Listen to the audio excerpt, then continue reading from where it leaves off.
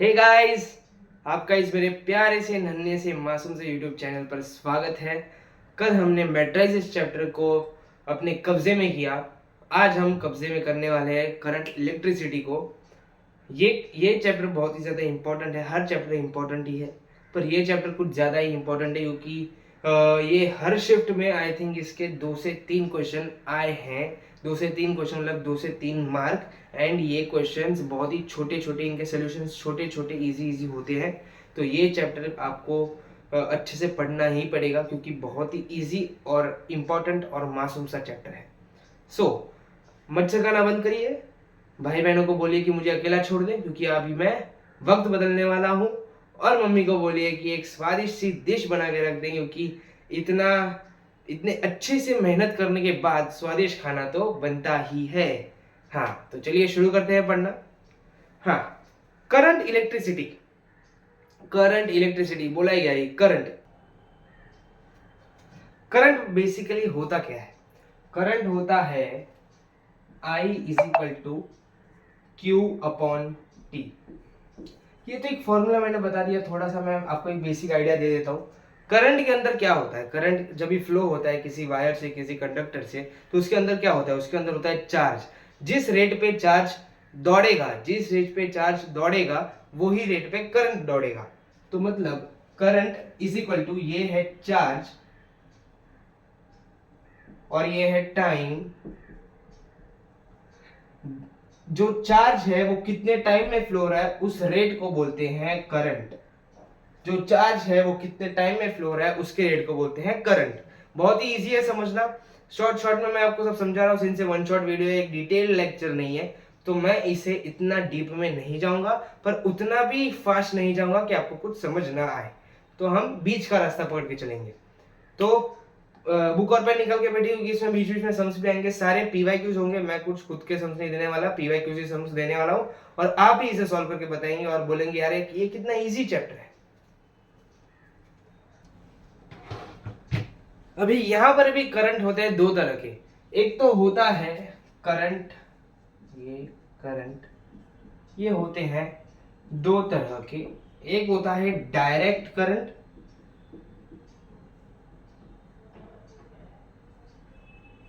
एक होता है अल्टरनेटिंग करंट। Spelling mistake. हाँ, ये तो एक पूरा चैप्टर ही है, आपको आगे आने वाला है चैप्टर। तो करंट 2 तरह के होते हैं बेसिकली, एक डीसी एक एसी। सिर्फ इतना मैं मतलब टाइप्स बता रहा हूँ, सिर्फ ये है और कुछ याद रखने की जरूरत नहीं है। तो चलिए आगे बढ़ते हैं।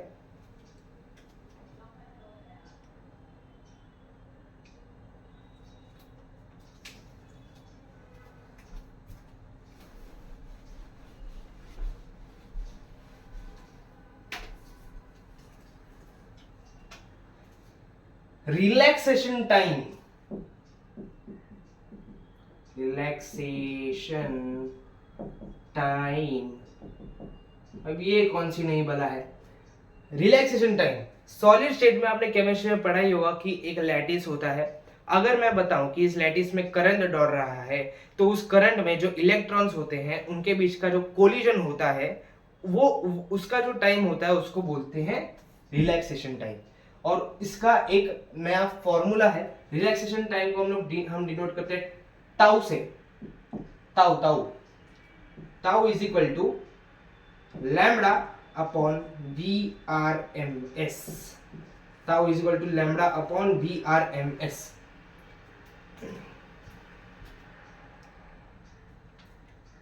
अभी यहां पर ये लैम्बडा वेवलेंथ नहीं है, ये लैम्बडा है मीन फ्री पाथ। और ये वी आर एम एस है। वी आर एम एस क्या बता, ये तो कोई भी बता देगा। वी आर एम एस है रूट मीन वेलोसिटी। सो ये एक नया टर्म है जो शायद आपने सुना ना हो, लेकिन ये एमसीक्यू में आने के चांसेस है, इसलिए मैं to be on a safer side बता दे रहा हूँ। अपने नोटबुक में नोट कर लीजिए और रिवीजन करते करते इसे याद कर लीजिए, क्योंकि अगर आ भी गया तो बहुत ही ज्यादा इजी क्वेश्चन आएगा। आपको वी आर एम एस और लैम्बडा दिया होगा, आपको सिर्फ डिवाइड करके ताऊ निकालना है। ड्रिफ्ट वेलोसिटी, ड्रिफ्ट वेलोसिटी तो सबने ही सुना होगा। ड्रिफ्ट वेलोसिटी होता क्या है, कोई कैपेसिटर या फिर कोई कंडक्टर हो, कोई कैपेसिटर या फिर कोई कंडक्टर हो, जब यहाँ पर कोई करंट फ्लो हो रहा होता है, करंट फ्लो हो रहा होता है और जब इलेक्ट्रॉन यहाँ से यहाँ जंप करता है तो इसकी जो वेलोसिटी होती है उसे कहते हैं ड्रिफ्ट वेलोसिटी। हाँ, तो चलिए ड्रिफ्ट वेलोसिटी हम कैलकुलेट करते हैं। ड्रिफ्ट वेलोसिटी क्या होगा, ड्रिफ्ट वेलोसिटी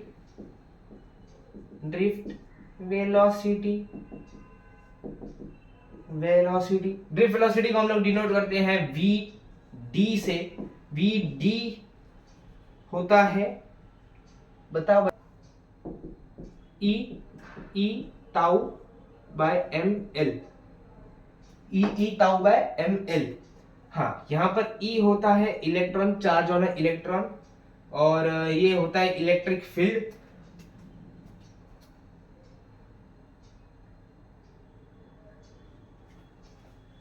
ये होती है इलेक्ट्रिक फील्ड। ये होता है रिलैक्सेशन टाइम, अभी हम डिस्कस किया। ये तो मास होता है और ये लेंथ होता है किसका, कंडक्टर का। सो ये एक नया, इसको और एक फॉर्मूला है, इसका और एक फॉर्मूला है I इज इक्वल टू नावेद। मैं ऐसा बोलता हूँ नावेद, आप कैसे भी बोल सकते हैं, आपकी मर्जी। यहाँ पर है ये करंट,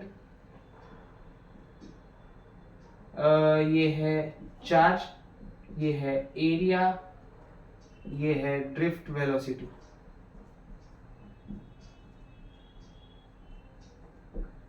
तो इसके दो फॉर्मूलेस हैं, एक है I इज इक्वल टू नावेद, n दिया होगा आपको, ये Vd is equal to e tau by m l. तो इसके दो फॉर्मूले से ये ड्रिफ्ट वेलोसिटी, इसके क्वेश्चंस आते ही हैं। आप कहीं ना कहीं शिफ्ट में आपको इसका क्वेश्चन दिखेगा, और फॉर्मूला बेस्ड ही होता है, इसमें कुछ आपको दिमाग लगाने की जरूरत नहीं होती। फॉर्मूले आपको गिवन वैल्यूज दी होगी, फॉर्मूले पुट करके आपको आंसर निकालना है। तो चलिए अभी थोड़ा सा लेवल बूस्ट अप करते हैं, आगे बढ़ते हैं सिटी की।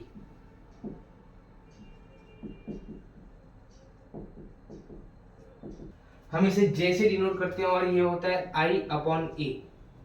ये करंट है और ये एरिया है, ये एरिया है। मैं पहले आपको बेसिक फॉर्मूले रिवाइज कराने जा रहा हूँ। आप एक जो जिस कॉपी पे आप लिख रहे हो, जिस नोटबुक पे लिख रहे हो, वहां पर इन सब फॉर्मूलेस की आप लिस्ट ही बना दीजिए। पहला दूसरा फॉर्मूला, ये सब इसे लिस्ट बना दीजिए। सम सॉल्व करने के टाइम आपको बहुत ही आसानी पड़ेगी, क्योंकि जब फॉर्मूला सामने होता है आपको सिर्फ उसमें वैल्यू पुट करके डालना होता है, और वो सॉल्व करते करते वो फॉर्मूला आपको याद हो जाता है। आपको अलग से टाइम निकाल कर उसे रटने की जरूरत नहीं है। सो ये तो बहुत छोटे छोटे प्यारे से फॉर्मूलेस थे। अभी थोड़ा सा लेवल बूस्ट करते हैं और पढ़ते हैं ओम्स लॉ। ओम्स लॉ क्या होता है वो तो बच्चे को पता है यार। ओम्स लॉ क्या होता है आपको भी पता ही होगा, लेकिन मैं फिर भी एक बार बता देता हूँ। ओम्स लॉ होता है V is equal to I into R। ये होता है वोल्ट, पोटेंशियल डिफरेंस या वोल्ट जो भी कह लो।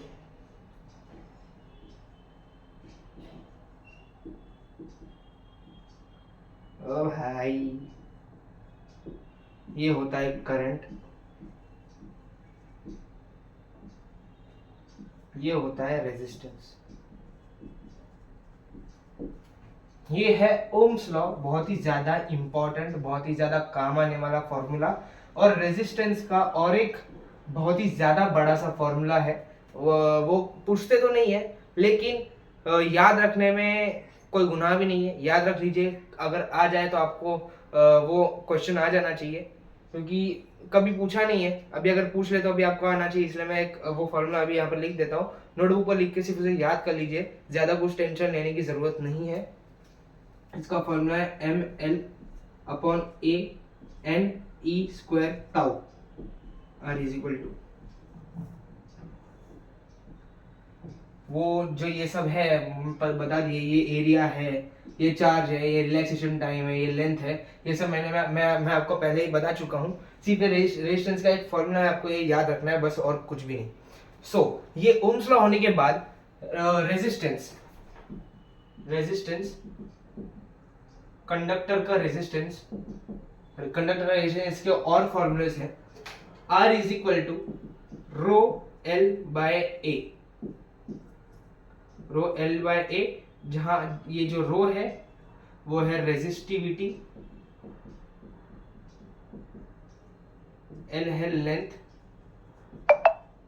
ए है एरिया। ये सब कंडक्टर के लिए है, ये सब कंडक्टर के लिए है। और ये एक फॉर्मूला है, बहुत ही इंपॉर्टेंट फॉर्मूला है, इस पे सम्स भी है। अभी मैं अगला जो सम करवाने वाला हूँ, इसके बाद सम ही करवाने वाला हूँ, वो सम यही फॉर्मूला पे बेस्ड है। ये 2023 में आ चुका है। एक सम नहीं, बहुत सारे सम आए। मैं जो एक सम उठा के दे रहा हूँ, बाकी जो सिमिलर सम्स है वो आपको खुद को करने हैं। पीडीएफ में डिस्क्रिप्शन बॉक्स पे दे दूंगा। हाँ, सो ये है। अभी R इज यहाँ पर, R is directly proportional to L का स्क्वायर और R is directly proportional to 1/r⁴। ये रेडियस है वायर का, ये लेंथ है। इसे प्रूफ कर सकते हैं, पर मैं प्रूफ करने में टाइम वेस्ट नहीं कर रहा हूं, क्योंकि हमें बोर्ड्स की एग्जाम नहीं देनी है, हमें देनी है MST CET 2024। तो उसमें आपको ये फॉर्मूले याद रख के उसमें वैल्यू पुट करके आंसर निकालना है, वो भी फटाफट। तो इसलिए मैं आपको ये सिर्फ बता के रख रहा हूँ। अभी इस पे हम सम्स करने वाले हैं, सो इसे याद रखिए, नोटबुक में नोट कर लीजिए, क्योंकि ये आपको बहुत ही ज्यादा काम आएगा। चलिए सम्स करते हैं। सो गाइस, वो जो मैं सम बोल रहा था वो मीटर ब्रिज का था। मैंने मिसअंडरस्टैंड करके रेजिस्टिविटी का मान लिया, पर कोई ना, अभी हम वो भी सीखेंगे और वो सम भी सॉल्व करेंगे। तो चलिए नेक्स्ट करते हैं। नेक्स्ट होगा रो का और एक फॉर्मूला है, छोटा सा पर थोड़ा सा अटपटा है, और ये है इसका फॉर्मूला। सिर्फ से याद करना है, अगर आ जाए एग्जाम में तो बस लिख देना, फॉर्मूला में वैल्यूज डाल के आंसर टिक देना। हाँ, इसके बाद अभी नेक्स्ट करते हैं। नेक्स्ट है टेम्परेचर डिपेंडेंसी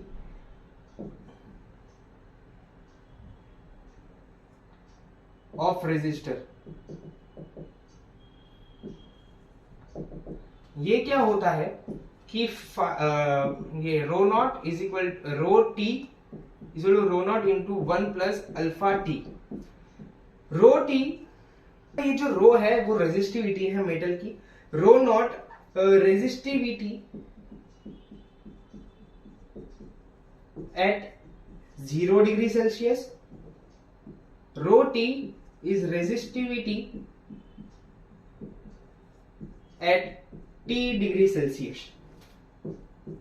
ये सिर्फ याद रखना है। पिछली बार जेई में आ गया था, तो संभावना है कि सीईटी में भी आ जाए, तो प्लीज इसे याद कर लीजिए, ज्यादा कोई हार्ड नहीं है। हाँ, यहां पर है ये कांस्टेंट है, कांस्टेंट ऑफ रेजिस्टिविटी या फिर टेम्परेचर, जो भी बोल दो, ये कांस्टेंट है, ये पूछा जा सकता है। ये फॉर्मूला थोड़ा सा इंपॉर्टेंट है, क्योंकि पिछली बार पहली बार जेई में पूछा गया था, और जेई में जो जो चीजें पूछी जाती है वो सीईटी में भी कभी कभार पूछी जा सकती है, तो इसे हम इग्नोर नहीं कर सकते। बहुत लोग इसे इग्नोर कर देते, कुछ बुक्स में भी ये नहीं दिया गया, लेकिन इसे प्लीज याद रख लीजिए, इतना कोई हार्ड नहीं है। फाइन, ये रो नॉट क्या है, जब टेम्परेचर 0 हो जाए, रोटी क्या है, जब टेम्परेचर टी हो जाए, वही टी यहाँ पर है, सेम टू सेम, कोई दिक्कत वाली बात नहीं है, इजी है, याद कर लीजिए। अभी नेक्स्ट पढ़ते हैं। नेक्स्ट है कंडक्टिविटी।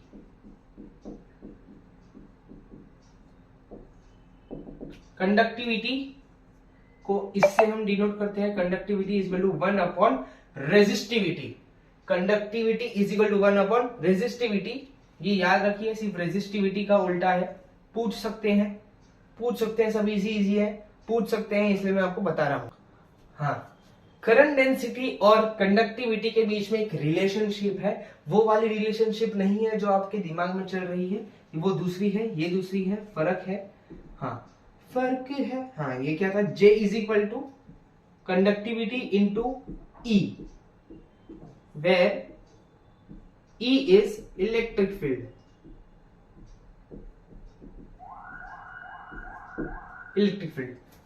इतना नोटबुक में लिख लीजिए। अभी नेक्स्ट करते हैं। हम पढ़ेंगे सर्किट्स में इजी होता है, कब भी हार्ड भी बन जाता है, और एग्जाम में पूछा भी जाता है। बहुत ही ज्यादा इंपॉर्टेंट टॉपिक है, जेई और सीईटी दोनों में पूछा जाता है। अगर आप जेई दे रहे हैं तो भी आपके लिए इंपॉर्टेंट है, सीईटी दे रहे हैं तो भी आपके लिए इंपॉर्टेंट है। तो चलिए पहले तो एक सर्किट क्या है वो देख लेते हैं। सर्किट होता है ये क्लोज्ड लूप, जिसमें रेजिस्टर हो, बैटरी की वोल्ट वी हो, यहां से करंट आई दौड़ रहा है, ये ये रेजिस्टर की रेजिस्टेंस आर है। सो यहां पर मैं इसकी ओम्स लॉ का इक्वेशन क्या आएगा, V is equal to I into R. लेकिन अगर मैं इसी ही सर्किट को ऐसे लिख दूं तो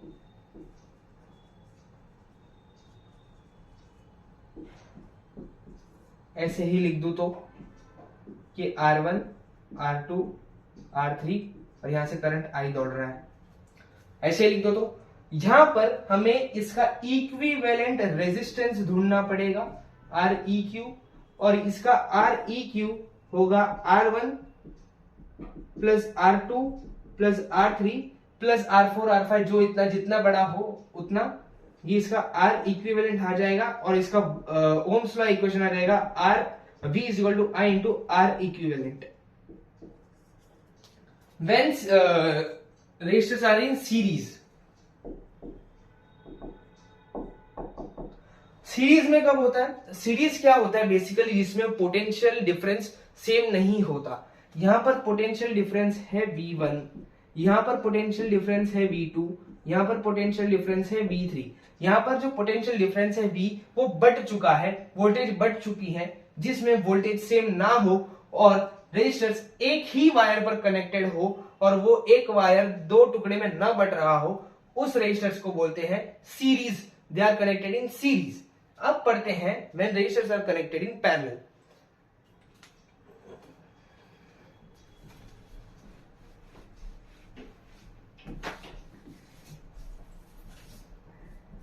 सो पैरेलल मजा आ रहा है? हाँ। सो पैरेलल में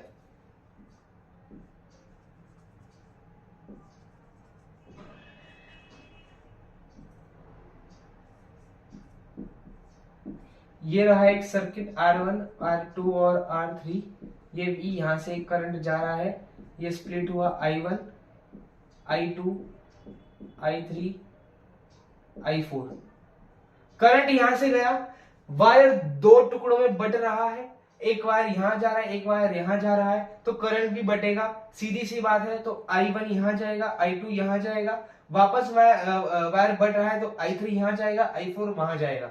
सो जहां कहीं भी वायर बट रहा हो और जहां कहीं भी इनकी पोटेंशियल डिफरेंस यानी कि वोल्टेज सेम हो, इसकी वोल्टेज V, इसकी भी वोल्टेज V, वोल्टेज सेम और वायर बट रहा हो, एक ही वायर पे रेजिस्टेंस ना हो, अलग अलग वायर पे रेजिस्टेंस हो, उसे बोलते हैं resistance R connected in parallel. तो अभी हमें इनका भी R इक्विवेलेंट निकालना पड़ेगा। सो इनका R इक्विवेलेंट क्या होगा जरा बताना।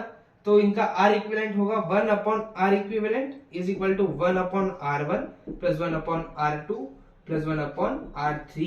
ये इनका होगा R इक्विवेलेंट। यहां से R इक्विवेलेंट निकाल लो और इसे इस इक्वेशन में डाल दो, जिससे आपको VI जो पूछा है वो आ जाए। समझ में आ गया?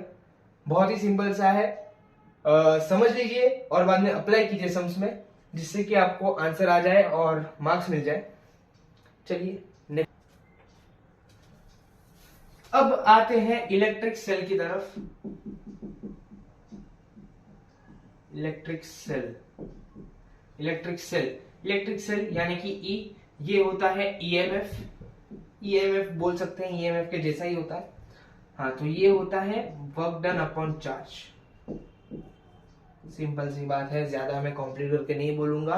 फॉर्मूला है, याद कर दीजिए। डायरेक्ट क्वेश्चन आएंगे, फॉर्मूला में वैल्यू पुट करके आपको आंसर निकालना है। अब यार अगर कोई भी बैटरी हो, कोई भी सेल हो, तो उसके अंदर होती है उसकी खुद की रेजिस्टेंस, उसको बोलते हैं हम इंटरनल रेजिस्टेंस, जिसे हम डिनोट करते हैं स्मॉल r से। कोई बैटरी है, उसकी एक छोटी सी रेजिस्टेंस है, इसकी है E, ये R, और यहां पर कहीं पर तो एक और एक रेजिस्टर दिया हुआ है जो इसका इंटरनल नहीं है, एक मेन रेजिस्टर है R। सो अभी इसे हम कैसे डिनोट करें? सो अभी हम इसे ऐसे डिनोट करेंगे कि two V plus I R, इसकी वोल्टेज था V, इसका है EMF E, R है इसका इंटरनल रेजिस्टेंस है R, और एक मेन रेजिस्टर है कैपिटल R।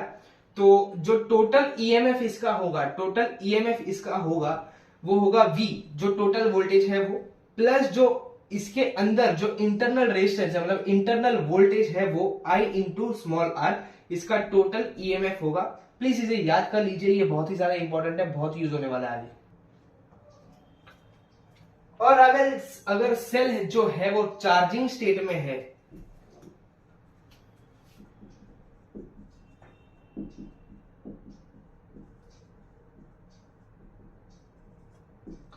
चार्जिंग स्टेट में है, तो ये हो जाएगा E equal to V minus I R, sign change हो जाएगी और कुछ नहीं। अब बढ़ते हैं किरचॉफ्स लॉ की तरफ। किरचॉफ लॉ को तो सबको ही आता होगा क्योंकि वो तो सबसे बेसिक पार्ट है। किरचॉफ्स लॉ तो भी मैं सिखा देता हूँ। मेरा धर्म है सिखाना, आपका धर्म है सीखना, तो अपना अपना धर्म करिए और हमें भी करने दीजिए। किरचॉफ्स लॉ, किरचॉफ्स लॉ होता है, इसके दो होते हैं, Kirchhoff's voltage law, Kirchhoff's current law. Kirchhoff's current law जो होता है उसमें summation of all the current is zero. जो वोल्टेज लॉ होता है उसमें summation of all the voltage is zero. अगर कोई एक जंक्शन है जहां पर बहुत सारे वायर हैं, यहां से आ रहा है I1, यहां से आ रहा है I2, यहां से जा रहा है I3, तो ये I कितना होगा? Incoming current positive, outgoing current negative, तो इसका पूरे का I का सम जीरो हो जाएगा। तो इधर क्या आएगा? I1 plus I2 minus I3। हम इसकी डायरेक्शन आउटवर्ड कंसिडर कर रहे हैं तो ये आएगा minus I is equal to zero. तो I आ जाएगा I3 minus I1 minus I2। इससे हम I निकाल सकते हैं। ऐसे सम्स भी आने वाला है, अभी हम सम करेंगे इस पे। किरचॉफ्स करंट का यूज होगा तो वैसे ही वोल्टेज होगा तो वैसे ही वोल्टेज करना है। Summation of all voltage is zero. Current के जैसा ही वोल्टेज भी हम सॉल्व कर सकते हैं। समझ गए आप? चलिए शुरू करते हैं। ये 2023 का क्वेश्चन है, पीडीएफ में आपको मिल गया होगा। तो इस क्वेश्चन में ये बता रहे हैं कि पी क्यू में कितना करंट फ्लो कर रहा है और उसका डायरेक्शन क्या है। तो चलिए इसमें हम देखते हैं। पहले तो जंक्शन का पॉइंट ढूंढिए। जंक्शन क्या होता है? जहां पर बहुत सारे वायर्स, जहां पर बहुत सारे कंडक्टर्स आके जुड़ जाते हैं। यहाँ पर ये वायर, ये वायर, ये वायर, ये वायर और ये वायर जुड़ रहे हैं, तो ये वाला जो पॉइंट है, पॉइंट पी, इनका जंक्शन है। मैंने अभी बताया कि इनकमिंग करंट को हम कैसे लेंगे? पॉजिटिव, और आउटगोइंग करंट को हम लेंगे नेगेटिव। इस जंक्शन में 5 एम्पियर और 4 एम्पियर आ रहे हैं, मतलब इनकमिंग करंट, मतलब इन्हें हम पॉजिटिव लेंगे। 5 plus 4 summation of all I is zero. हाँ, यहां पर 3 एम्पियर और 5 एम्पियर इस जंक्शन को छोड़कर जा रहे हैं, तो इसे हम लेंगे नेगेटिव। 3 माइनस 5। चलिए अज्यूम करते हैं कि ये भी छोड़कर जा रहा है, ये कोई तो I है, ये छोड़कर जा रहा है, तो minus I is equal to zero. हाँ, तो चलिए देखते हैं इसकी वैल्यू क्या आ रही है। 4 प्लस 5 9 होता है, ये 8 हो गया। 9 minus 8 minus I is equal to zero, तो ये 1 हो गया। Minus I is equal to zero, तो I हो गया 1। I की वैल्यू 1 आ गई, मतलब ये 1 है, मतलब ये 1 है। तो हम इसे कह सकते हैं कि I is 1 ampere which is moving out of the loop, और ऐसा कह सकते हैं कि आउटवर्ड डायरेक्शन में जा रही है। कौन सा ऑप्शन है मैं बता देता हूं। I is equal to 1 ampere from P to Q, ऐसा भी बोल सकते हैं, ऑप्शन में वो दिया है।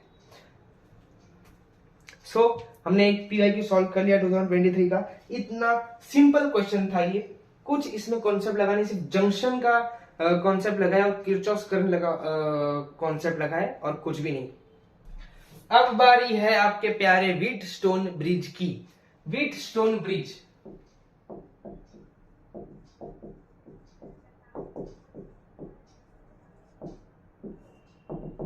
व्हीटस्टोन ब्रिज, चलिए पहले सुंदर सा डायग्राम बना देते हैं।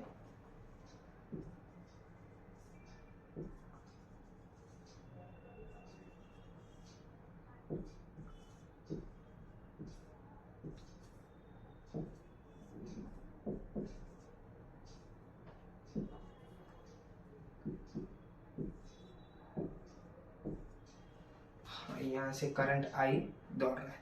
देखिए हम यहाँ पर डेरिवेशन करने वाले हैं नहीं, क्योंकि हम दे रहे हैं एमएसटी सीईटी, बोर्ड्स हो चुकी है, भले जैसी भी हुई हो। हाँ, तो चलिए शुरू करते हैं इसके फॉर्मूला से। बेसिकली क्या है कि एक सर्किट है, एक सर्किट में हमें इसका इक्विवेलेंट रेजिस्टेंस अगर हमें ढूंढना हो, मतलब हमें ढूंढना हो कि ये पूरा जो ये सिस्टम है, ये पूरा जो ये सिस्टम है, ये पूरा बवाल है, इस पूरे बवाल का इक्विवेलेंट रेजिस्टेंस हमें ढूंढना हो। यहाँ पर बहुत सारे रेजिस्टर है, 1 2 3 4 5 रेजिस्टर है। अभी इनको पूरा सॉल्व करके अगर हमें आर इक्विवेलेंट निकालना हो, अगर हमें उस काम को इजी करना हो, तो हम इसे कैसे कर सकते हैं। इसे करना कैसे है, अगर ये हमें क्या बोलता है कि अगर P अपॉन Q, P एक रेजिस्टेंस है, Q R S भी रेजिस्टेंस है, P resistor upon Q resistor is equal to R resistor upon S resistor. तो अगर ऐसा हो गया तो ये जो ब्रिज है ये बैलेंस्ड हो जाएगी, ये बैलेंस्ड हो जाएगी। अगर ये बैलेंस्ड हो गई तो ये जो बीच वाला रेजिस्टर है वो कैंसल हो जाएगा, वो नहीं रहेगा, तो ये सर्किट इसमें बदल जाएगा। डायग्राम को मेरे इग्नोर कीजिए, मेरी ड्राइंग अच्छी नहीं है। हाँ, तो ये जो बीच वाला था वो गायब हो गया। अब ये दोनों सीरीज में जो आएगा वो पैरेलल में, बाद में आपको आर इक्विवेलेंट मिल जाएगा। ऐसे ये हम सॉल्व कर सकते हैं व्हीटस्टोन ब्रिज के क्वेश्चंस। व्हीटस्टोन ब्रिज समझ आ गया, अब बढ़ते हैं मीटर ब्रिज पे।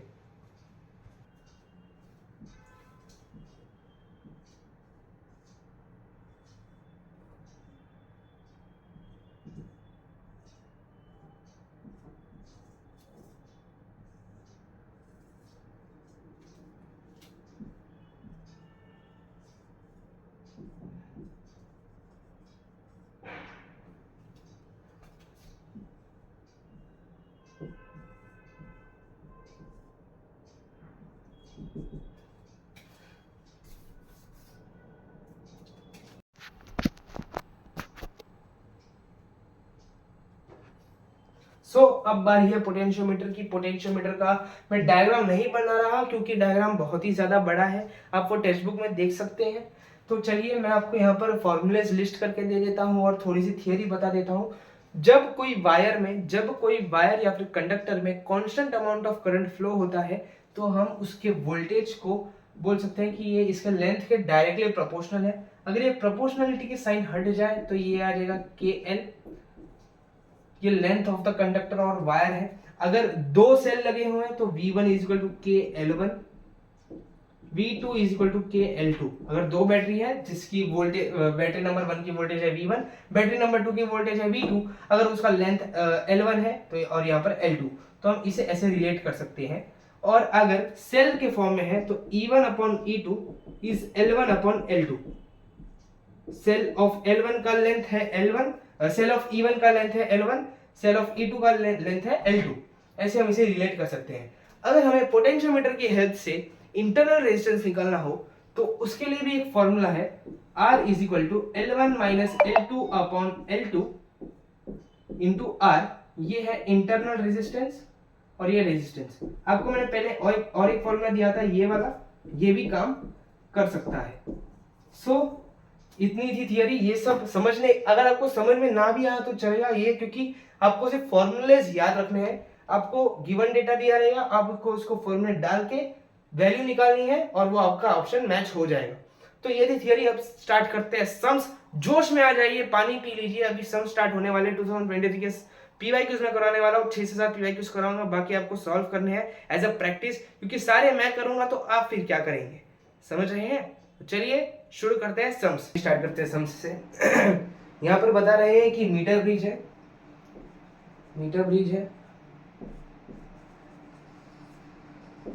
R1 R2 और यहाँ पर होगा L1 और L2। हमारा फॉर्मूला क्या था? फॉर्मूला हमारा था कि R1 upon R2 is equal to L1 upon L2। हमें इसमें क्या बोला है कि ये हमें एक रेजिस्टेंस दी गई है और हमें L1 अपॉन L2 का रेशियो दिया गया है 3/2 और हमें बोला है कि अगर मैं R1 को अगर मैं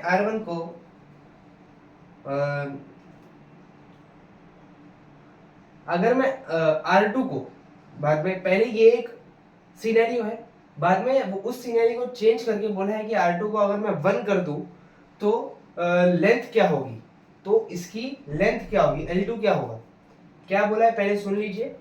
हमें R1 R2 L1 L2, इसमें R1 नहीं दिया है, R2 दिया है, L1 और L2 का रेशियो दिया है, ठीक है। और हमें बोला है कि अगर मैं R2 को 1 कर दूं, 1 ओम कर दूं तो L2 क्या होगा, L2 क्या होगा। तो चलिए सॉल्व करते हैं। इसके लिए पहले हमें R1 निकालना पड़ेगा। R1 कैसे निकालेंगे, R1 अपॉन R2 हमें दिया है 8, 3/2, 2 4 जा, तो R1 हमें आ गया 12 ओम, तो R1 हमें आ गया 12 ओम। अभी हमें R2 को करना है 1 ओम, तो फिर अभी L2 क्या होगा हमें ये पूछा है, L2 क्या होगा हमें ये पूछा है। सो बस सेम है, L1 क्या है 3, so R1 upon R2 is equal to L1 upon L2। R1 क्या है, R1 है 12, R2 है 1, L1 है 3 और L2 है हमें ढूंढना है। तो L2 हो जाएगा 3 upon 12 which is 1 upon 4 which is 0.25 metre. ये हमारा आंसर है option D. Option D is the correct answer. Option D is the correct answer. ये 2023 में PYQs आया था। ऐसे और सम्स है, हमें नेक्स्ट वही करने वाले हैं। सो गाइस इसमें क्या बोला है कि एक 10 मीटर का वायर है, 10 मीटर का वायर है जिसका रेजिस्टेंस है 20 ओम। बोला है कि इस वायर का पोटेंशियल ग्रेडियंट कितना है, पोटेंशियल ग्रेडियंट कितना है। बोला है कि इस वायर को रेजिस्टेंस में सीरीज में लगाया गया है, किसके साथ 10 ओम के रेजिस्टेंस है और यहाँ पर इसका 3 वोल्ट है। सो पोटेंशियल ग्रेडियंट होता है V/N इज इक्वल टू के होता है पोटेंशियल ग्रेडियंट। तो इसके लिए पहले हमें V निकालना पड़ेगा। L तो पता है 10 मीटर। V निकालने के लिए क्या करेंगे, हम पहले R निकालेंगे। R क्या होगा, R इक्विवेलेंट। सिंस ये दोनों सीरीज में है तो 10 + 20 30 ओम्स। अभी V कैसे निकालना है, V is equal to I निकालना पड़ेगा। I is equal to R upon V पर, लेकिन किसका इसका, ये जो करंट होगा सेम होगा। सो R अपॉन V क्या हो जाएगा, ये क्या हो जाएगा जरा बता देना मुझे। रुकिए